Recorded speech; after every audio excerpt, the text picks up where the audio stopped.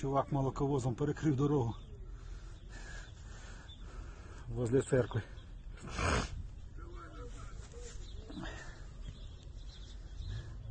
Уроды кричать, открой дорогу, блядь. Дед, блядь, конечно, хоть и пьяный, но, блядь. Суки стріляють, щоб не підходив, блядь.